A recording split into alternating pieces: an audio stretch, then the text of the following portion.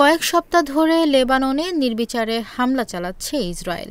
এ পর্যন্ত ইসরায়েলি হামলায় দেশটিতে নিহতের সংখ্যা ২,০০০ ছাড়িয়েছে। লেবাননের স্বাস্থ্য মন্ত্রণালয়ের বরাত দিয়ে এ তথ্য জানিয়েছে কাতার ভিত্তিক সংবাদ মাধ্যম আল জাজিরা। শুক্রবার লেবাননের স্বাস্থ্য মন্ত্রণালয় জানিয়েছে, ইসরায়েলি হামলায় গত ২৪ ঘণ্টায় ৩৭ লেবানিজ নিহত হয়েছে। আহত হয়েছে অন্তত ১৫১ জন। এ নিয়ে গত ১৭ সেপ্টেম্বর থেকে ইসরায়েলি হামলায় ২,০০০-এর বেশি লেবানিজ নিহত হয়েছে। নিহতদের মধ্যে ২৬১ জন নারী ও ১২৭ জন শিশু রয়েছে। লেবাননের রাজধানী বৈরুতের দক্ষিণ উপকণ্ঠে গতকাল রাতেও হামলা চালিয়েছে ইসরায়েলি বাহিনী। এছাড়া লেবাননের দক্ষিণাঞ্চলে বিমান হামলার পাশাপাশি স্থল অভিযানও চালিয়েছে ইসরায়েল। লেবানন সরকার জানিয়েছে, ইসরায়েলি হামলায় গত এক মাসে ১২ লাখের বেশি মানুষ উদ্বাস্তু হয়েছে। ইসরায়েলি বিমান বাহিনীর অব্যাহত হামলার মুখে হাজার হাজার বেসামরিক মানুষ নিরাপদ আশ্রয়ের খোঁজে বাড়িঘর ছেড়ে গেছে। গত বছরের ৭ অক্টোবর গাজা যুদ্ধ শুরু হওয়ার পর গত এক বছর ধরে ইসরায়েল এবং হিজবুল্লাহর মধ্যে আন্তঃসীমান্ত সংঘর্ষ চলছিল। গত মাসে লেবাননে হামলা শুরু করে ইসরায়েল। ইসরায়েলি হামলায় নিহত হন হিজবুল্লাহর প্রধান হাসান নাসরুল্লাহ। এরপর গত বৃহস্পতিবারের এক হামলায় হিজবুল্লাহর প্রধান হাসান নাসরুল্লাহর উত্তরসূরি হাশেম শাফিউদ্দিন নিহত হয়েছেন বলে দাবি করেছে ইসরায়েল।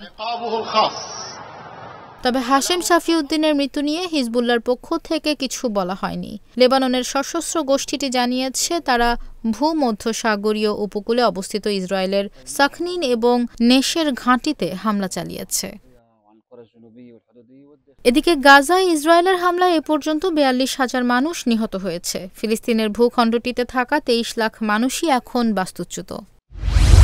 আমেরিকার রিপাবলিকান প্রেসিডেন্ট প্রার্থী ডোনাল্ড ট্রাম্প বলেছেন, হামলার প্রতিশোধ নিতে ইসরায়েলের উচিত প্রথমে ইরানের পারমাণবিক স্থাপনায় হামলা করা। স্থানীয় সময় শুক্রবার নর্থ ক্যারোলিনায় একটি নির্বাচনী প্রচারে অংশ নিয়ে তিনি একথা বলেন। গত মঙ্গলবার ইসরায়েলের দিকে প্রায় ২০০ মিসাইল ছুঁড়েছে ইরান। এরপর থেকে ইরান ইসরায়েলের সম্পর্কে নতুন করে চরম উত্তেজনা বিরাজ করছে। গত বুধবার মার্কিন প্রেসিডেন্ট জো বাইডেনকে প্রশ্ন করা হয়, প্রতিশোধ নিতে ইসরায়েল ইরানের পরমাণু স্থাপনায় হামলা করলে তিনি তাতে সমর্থন করবে কিনা। এর জবাবে বাইডেন বলেন, না।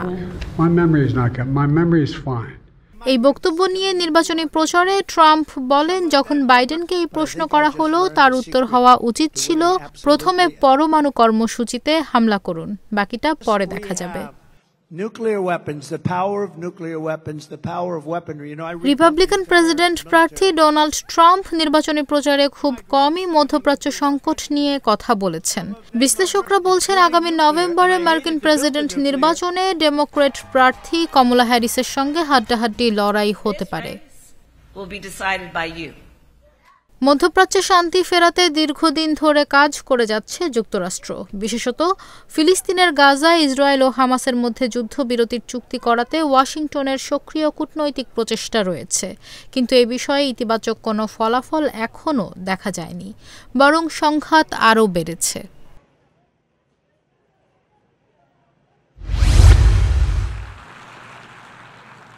জাতিসংঘের মহাসচিব আন্তোনিও গুতেরেস ২০২৪ সালের শান্তিতে নোবেল পুরস্কারের জন্য মনোনয়ন পেয়েছেন। নরওয়ের নোবেল পুরস্কার কমিটি তাকে এ মনোনয়ন দিয়েছে। একই সঙ্গে ফিলিস্তিনি শরণার্থীদের জন্য নিবেদিত জাতিসংঘের সংস্থা the United Nations Palestinian Refugee Agency আনরোয়া এবং জাতিসংঘের আদালত ইন্টারন্যাশনাল কোর্ট অব জাস্টিস ICJ-কেও নোবেল শান্তি পুরস্কারের জন্য মনোনীত করেছে নোবেল পুরস্কার কমিটি।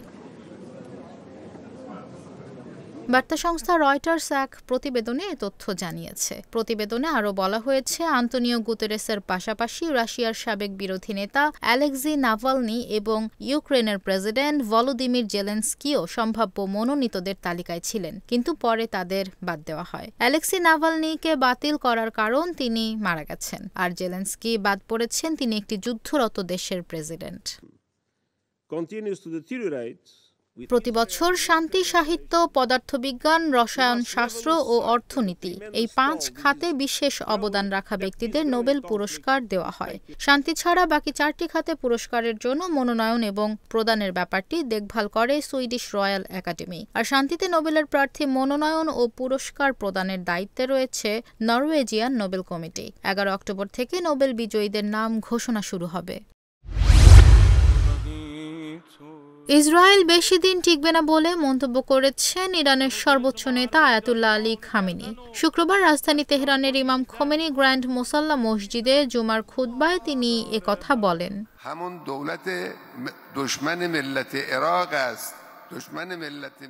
বার্তা সংস্থা এএফপি জানিয়েছে, গত 5 বছরের মধ্যে এই প্রথম জুমার খুতবা দিলেন আয়াতুল্লাহ আলী খামেনি। খুতবায় ইসরায়েলে ইরানের সাম্প্রতিক হামলার যৌক্তিকতা সম্পর্কে তিনি বলেন, কয়েক রাত আগে আমাদের সশস্ত্র বাহিনীর অভিযান ইসরায়েলে ছিল সম্পূর্ণ আইনসম্মত ও বৈধ। ইসরায়েলের অপরাধের ন্যূনতম শাস্তি এই ক্ষেপণাস্ত্র হামলা বলেও মন্তব্য করেন ইরানের এই সর্বোচ্চ ধর্মীয় নেতা। ফিলিস্তিনের স্বাধীনতাকামী সশস্ত্র গোষ্ঠী হামাস গত বছরের 7 অক্টোবর ইসরায়েলে হামলা চালায়। হামাসের ওই হামলাকেও যৌক্তিক ও আইনসম্মত বলে অভিহিত করেন খামেনি। তিনি বলেন, হিজবুল্লাহ ও হামাসের গুরুতর ক্ষতি ইসরায়েল করতে পারবে না।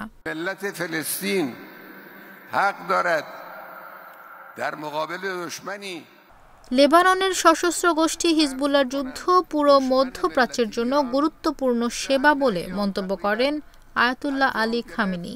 তিনি বলেন, হিজবুল্লাহ কিংবা হামাসের নেতাদের ইসরায়েল হত্যা করলেও ইরানের এই মিত্ররা পিছু হটবে না, বরং তারা জয়ী হবে। ইরান, ফিলিস্তিন, লেবানন, মিশর, ইরাক, সিরিয়া ও ইয়েমেনের শত্রু এক বলেও খুতবায় মন্তব্য করেন খামেনি।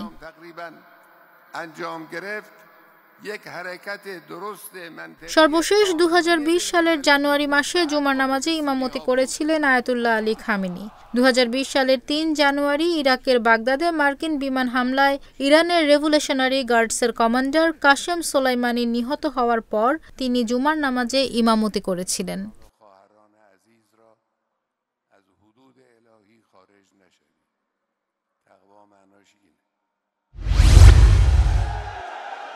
পাকিস্তানের সাবেক প্রধানমন্ত্রী কারাবন্দী ইমরান খানের নেতাকর্মীদের বিক্ষোভ মিছিল ঠেকাতে রাজধানী ইসলামাবাদে ঢোকার প্রবেশপথ বন্ধ করে দিয়েছে পাকিস্তান সরকার। এমনকি মোবাইল নেটওয়ার্ক সেবাও বন্ধ করে দিয়েছে। বার্তা সংস্থা রয়টার্স ও পাকিস্তানের সংবাদ মাধ্যম ডনের প্রতিবেদনে এই তথ্য জানানো হয়েছে।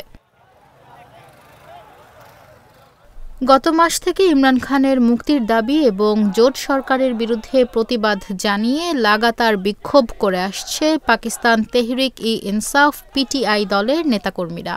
এরই ধারাবাহিকতায় শুক্রবার ইসলামাবাদে সমাবেশের ডাক দিয়েছে ইমরান খানের দল পিটিআই। ডনের প্রতিবেদনে বলা হয়েছে, ইসলামাবাদে প্রবেশ ও বের হওয়ার পথে জাহাজের কন্টেইনার দিয়ে ব্যারিকেড তৈরি করা হয়েছে। রাস্তায় মোতায়েন করা হয়েছে শত শত পুলিশ ও প্যারামিলিটারি সদস্য। একই সঙ্গে নিষিদ্ধ করা হয়েছে সব ধরনের জমায়েত। এদিকে নিজ সমর্থকদের শান্তিপূর্ণভাবে বিক্ষোভ করতে জেল থেকে আহ্বান জানিয়েছেন ইমরান খান। সামাজিক যোগাযোগ মাধ্যম এক্সে এক পোস্টে ইসলামাবাদ পুলিশ জানিয়েছে, ইসলামাবাদে 144 ধারা জারি করা হয়েছে। যারা শান্তি ও আইন শৃঙ্খলা ভঙ্গ করবে তাদের বিরুদ্ধে ব্যবস্থা গ্রহণ করা হবে।